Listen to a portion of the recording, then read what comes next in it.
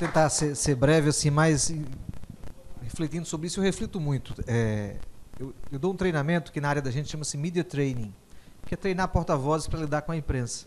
Eu digo que as notícias que vendem, elas começam com C. É crise, crime, catástrofe, conflito, corrupção, curiosidade. E aí tem uma sétima que um gaiato, uma vez, tem caixa-emblema também, que é cachaça, chifre, problema. Isso é o que vende notícia, né? É o que vende notícia. O contraditório, ele vai se refletir, não mais, eu acho, dentro do mesmo veículo. Se eu quero ouvir opiniões diferentes sobre determinado assunto, eu vou buscar veículos diferentes. Se você quer ouvir um pensamento diferente sobre o Petrolão, Lava Jato, você vai ler Carta Maior e vai ler a Veja. Mas dentro da Carta Maior você não vai ver contraditório. Nem na Veja também. Ainda talvez abra um pouco de espaço. Você quer ouvir opinião diferente? A imprensa é livre hoje para ela dizer o que ela quer. E a gente, para escolher quem é que a gente vai ler. Né? Carta Capital, Carta Maior, Carta Capital. Carta Capital. Então, esse contraditório, a gente hoje é permitido isso. O leitor ele tem mais essa possibilidade de escolher. Sobre jornalismo cultural, né, eu acho que a gente quase nunca fez aqui. Quando se fala em jornalismo cultural, eu tenho 25 anos, metade do tempo que o professor tem de experiência. Eu tenho 25 anos de labuta, de trabalho.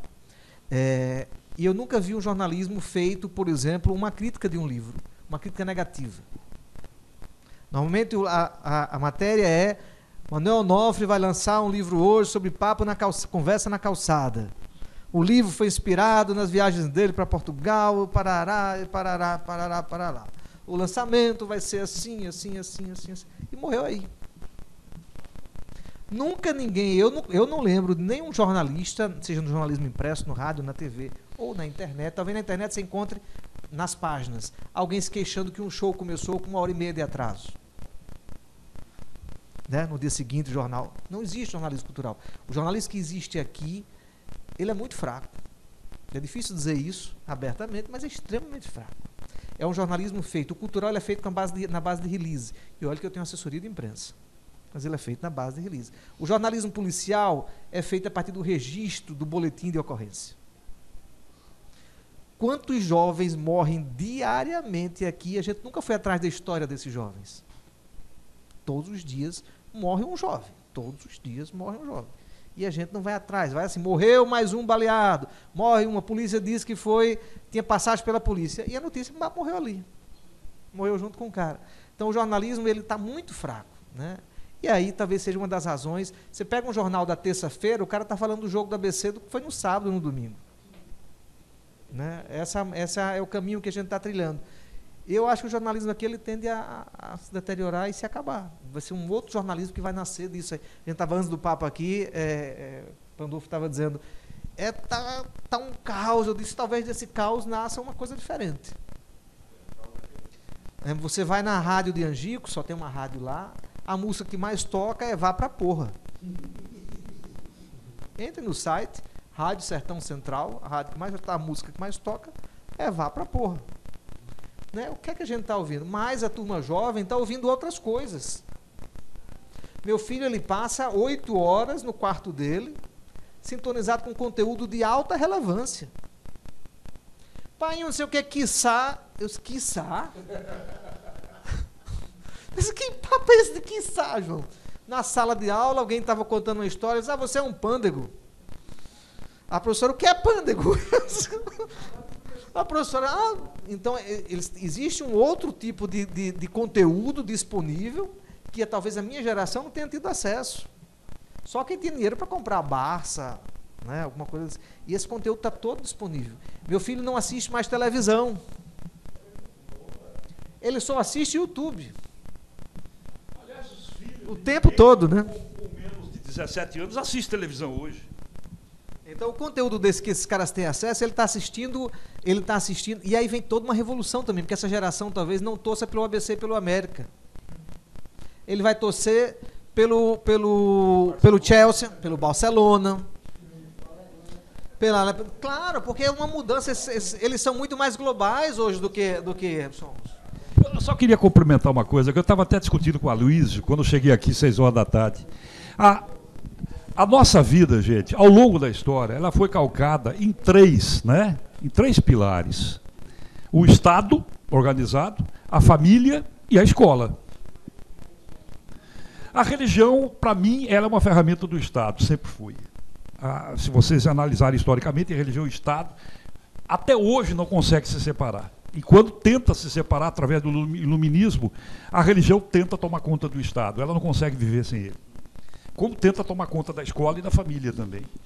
Mas essas três células, elas estão passando por esse processo de desagregação. A família que eu conheci, né, eu sou um homem de 65 anos de idade, a escola que eu vivenciei, que a maioria de vocês aqui vivenciou, não existe mais, gente. Né, o hábito de ler, por exemplo, ele era criado dentro da família e da escola. Se o pai era consumidor de livros, o filho teria uma grande chance de também sê-lo. Se a escola valorizava o livro, tá certo? E no meu tempo, a partir da terceira série do antigo curso primário, a gente tinha que ler um livro por mês. Se não lesse, não tinha nota. Né? Tinha que fazer a resenha lá do livro. Terceiro ano de escola, gente. Vocês viveram isso. Esse novo momento do mundo, do nosso universal, deixou a família resolveu entregar para o Estado e para a escola o seu papel tradicional. A escola vive reclamando do Estado, que o Estado não dá a ela condições de ser aquilo que ela deve ser. E o Estado, até hoje, meu modo de entender, não se entendeu qual é o papel dele em lugar nenhum do mundo. Né? E a propósito, a cultura não nasce, não se valoriza, não prospera pela ação direta do Estado. Ela, historicamente, sempre foi construída por grupos isolados dentro da sociedade que sempre tiveram aquela motivação maior para se realizar. É um engano achar que o Estado tem o papel de mobilizar tudo isso, não vai mobilizar nunca. No máximo, ele talvez possa organizar aquilo, financiar, mesmo o financiamento, os grandes financiamentos da cultura da história não foram feitos pelo Estado, gente. Foram feitos por mecenas, foram feitos por gente que via na cultura uma necessidade. Talvez esteja sendo um pouco radical aqui, né? Mas, né, eu acho que a coisa é por aí, sabe, Josimei? Nós lá dentro da nossa academia passamos, e eu ainda hoje não consegui me livrar disso, a viver uma realidade que na cultura está aqui dentro. Não, a cultura está em todo lugar. A universidade apenas trabalha trabalha essa cultura no sentido de mantê-la viva ou de fazê-la prosperar, mas ela é só uma das ferramentas dentro do processo. Sabe? Eu acho que a célula maior desse processo, o grande responsável continua sendo a família. A família sempre foi o espaço da preservação, o espaço do impulso, o espaço da mobilização, mais de qualquer outra coisa. Né? Então, é aquele que já disse aqui, Josimei, a gente está tentando ver o que está ocorrendo com o nosso mundo hoje. Né? Porque o Estado não controla absolutamente nada, né? Nem pode controlar, é impossível para ele controlar e nem deve controlar, né, estrategicamente. Qual é o nosso papel? Talvez todos aqui são, de uma forma ou de outra, mobilizadores culturais. Nós estamos aqui porque, de alguma forma, estamos envolvidos por esse processo. Eu diria que a responsabilidade é, sobretudo, individual, calcada na consciência, do caráter que cada um tem, e na responsabilidade, né, que cada um tem dentro desse processo. Eu vivo dizendo aí, Josimei, e vocês todos, que nós vivemos hoje no Brasil, desculpe essa abertura aqui, a cultura do direito. Todo mundo tem direito. Todo mundo tem direito. Se você abrir o jornal, o direito de pagar R$0 na passagem de ônibus, o direito de comer de graça, o direito de entrar de graça no cinema, o direito de ter um estacionamento reservado para ele.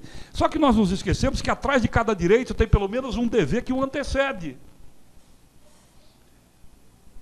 Talvez a resposta esteja na revalorização do dever na cultura do nosso país, que tem sido esquecido esse aspecto. Nós dizemos a cultura do direito e ela não leva a nada. É a cultura do dever, do trabalho, da dedicação, da responsabilidade social, né?